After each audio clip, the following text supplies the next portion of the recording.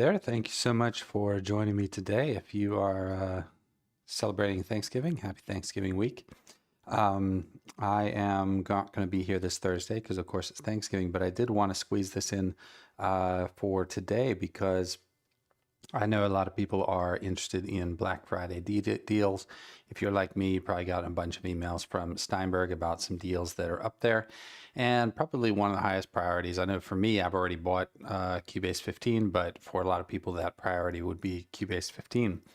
And so I know that as a working composer, I often find, I have a little bit of anxiety about updating anything on my system because it can be such a workflow killer.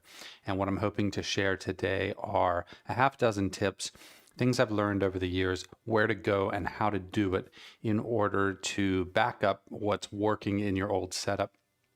This is really oriented around things like, the way you've set up your toolbar, maybe small optimizations you've long since forgotten that you changed in the preferences in Cubase, or something about, kind of a not everyday setting, but something you fixed at some point that has benefited your workflow ever since, and you've just kind of forgotten about it. What I'm sharing with you today are 6 tips that are designed to preserve whatever your workflow is in, say, Cubase 12 or 13 or 14 or whatever you've been using, so that when you get into 15, you don't have to spend hours reconstructing your old familiar workflow. All right, so what I'm going to look at here is just jumping into the desktop with Cubase. This is not really a demo of Cubase or music production as much as navigating these different features that help us out with this this kind of process. Now, the first thing I want to talk about is just the Steinberg download assistant. If you are not using it to install your software, then you are probably making a few headaches for yourself. I have found that ever since I just accepted that I would install everything through the download manager, everything's been much more reliable. Now, above here, above the My Products, you'll see something called updates as well. And it's really important when you are going through the update process, especially even like I bought Dorico 6 as well because it was on a Black Friday deal and there was an immediate update, right? So I downloaded and installed Dorico, and then, within like a day or two, there was an update that hadn't been part of I guess, that installation.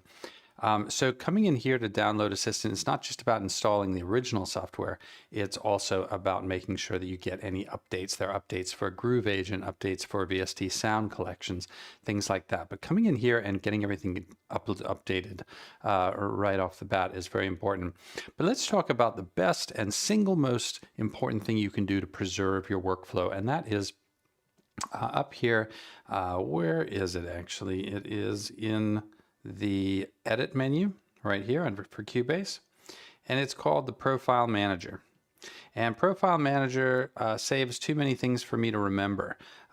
This saves things like your preferences, your main settings, colors that you may have chosen for your tracks or for your meters, all those preference settings, but also how your toolbars are arranged, what things are showing on your info line, all these little mini tweaks. So this Profile Manager is really where you can preserve all those things that you've almost certainly forgotten that you actually changed a setting on.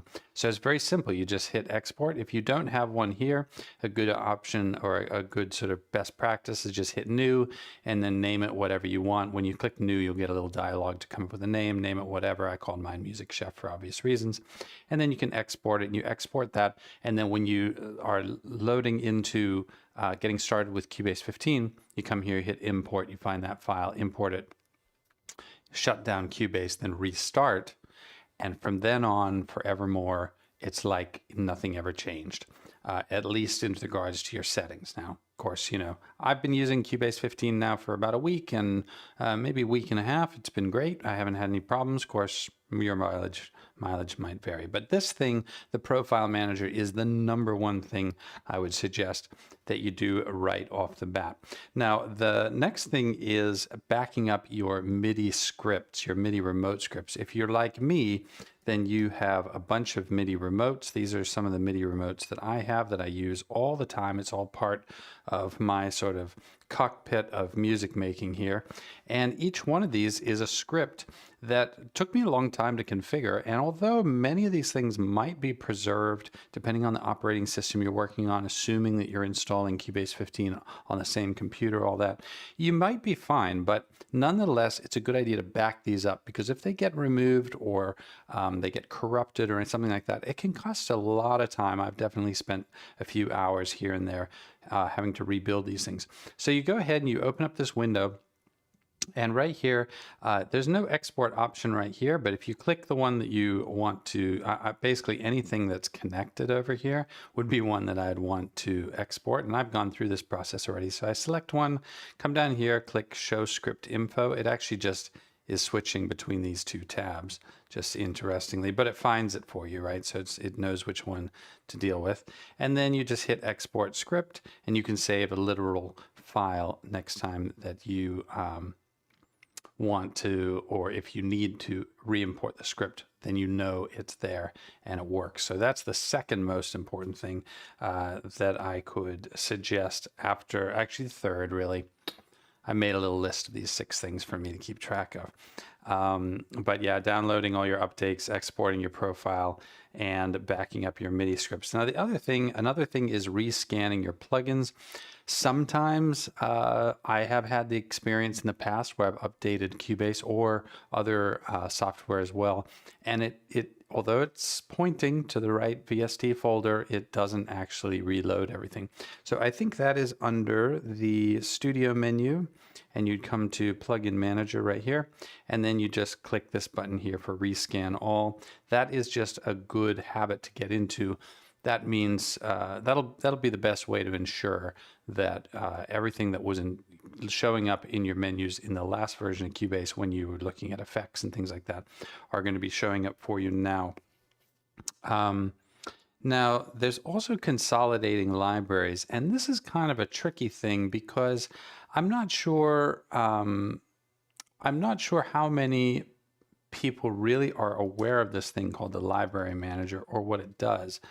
But the Steinberg Library Manager has one feature that I've come to rely on from time to time when I'm doing something like updating my Cubase version, and that is that I can see whatever the library is that I see on the right zone in Cubase. Let me just kind of show you that. Let's say that we were in here, and you're looking over here at loops and samples, and you're wondering, where does all this stuff come from? Or maybe you're in Groove Agent or Halion, and there's stuff over here on the right. Where does this stuff come from? Well, these are libraries, and these are all managed with your library manager. So let's say you bought Cubase 15, it's supposed to come with some cool collection that you're really excited about, but it's not in this list. The reason is because it's not registered correctly in the library manager. And the way to check, the feature I really love about the library manager is you can click this little details here, and it'll show you where that library, that VST sound or that collection of samples is located. And quite often these folders can be all over the place. Maybe some of them are on an external drive, some of them are on an internal drive, and then you can just move them. So you can click move, and then it brings up a folder dialog for you. You can find that folder. For me, I have an external Thunderbolt drive that I store all of my sound libraries on. So only sound libraries and my actual production projects go on that drive. And it's a small drive that I can carry with me anywhere, so that at a moment's notice, I can grab my laptop and my small drive, and I have everything. I don't have to worry about whether the sounds are going to link up or if some patch isn't going to be there. It's always there. And so consolidating it onto this little Phantom drive, that's the Phantom right here, consolidating it on there is so easy because you can just go through these one by one, and if something's not where you want it to be, you just click move. And if many things are not in the right place, you can check these little check boxes here, click move once, and it'll move them all. It'll just migrate it, and then it does whatever magic or sorcery has to happen in the background to make sure that Cubase can find it, and it shows up there in the right zone under loops and samples in Cubase, in the media bay. All that stuff just kind of magically gets done and is very, very, very reliable, provided that I'm doing it with the Steinberg Library Manager. So that is something else that I would highly recommend. Finally, speaking of Media Bay, and I have to duck here to see under my little monitor lamp here. But one of the things that I also find sometimes necessary, just like rescanning my VST plugins, is rescanning my drives. So if I come in here and I were to come down to Phantom, this is my main drive that I have all my sample libraries on, and I right click and click rescan. That's not always necessary, but you know, it takes 20 seconds, and then I know I've found that overall I believe that my media bay is complete and all my samples are there and everything's connected up correctly when I've done that rescan. So I highly recommend doing that as well after you have done the upgrade to Cubase 15. A couple of mentions here. When you do right click, you'll notice that the icon turns red just temporarily. And that means basically it's thinking, it's working. I'm not unfortunately totally sure what orange and yellow mean, but when this is all done, it's just going to turn white. And that's going to be the sign that everything's okay. It's been fully processed. And you can also close this up. It'll do that in the background. So I'm pretty sure that was 6 things. Your profile and your scripts, for my money, are the most important. Consolidating things onto an external drive or an internal drive, but consolidating all your libraries with Library Manager, it just reduces your headaches. You know, it's something that's pretty easy to do with the Library Manager, with the Steinberg Library Manager. You can download that for free from Steinberg's site if you don't have it. So I highly recommend that. It's just a good, you know, best practice for keeping everything organized. And then once you've got Cubase 15 there, you know, go through and do your traditional updates. Maybe if you're like me, you have native access account, go through, run your updates. If you've got hardware, like I've got the Control S88, which has got firmware and stuff that might be having updates, machine, maybe a Stream Deck, you know, things like that. Just go through everything that you're using, any plugin platforms, Arturia, whatever. Go through and get your updates, because it's likely that there's something in Cubase 15 that, you know, the Arturia developers realized they had to work around, and so they've got an update that wouldn't have mattered when you were on Cubase 12, but matters now that you're on 15. So going through that process of doing all your updates, like update your whole kit if you're going to get there. The one thing I have not, and I would not recommend updating, is your OS. I'm working on Macs now.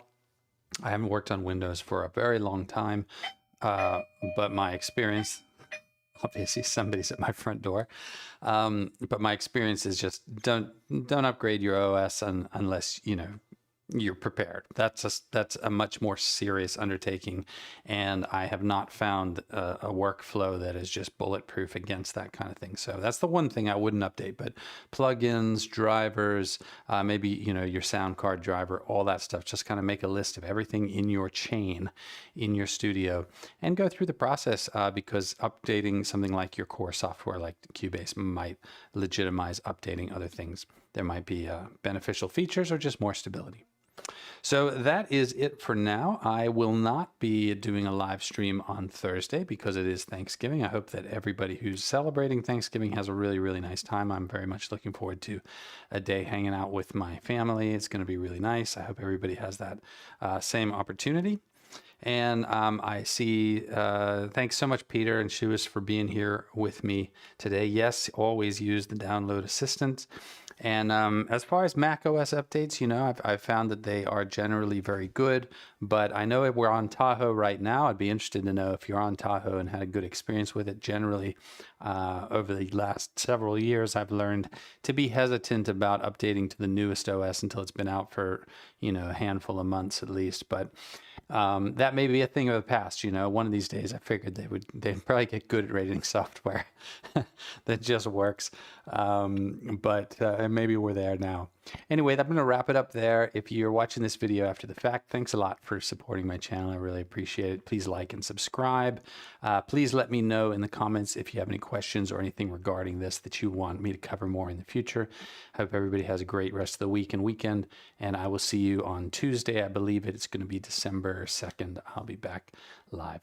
Take care. Thanks so much.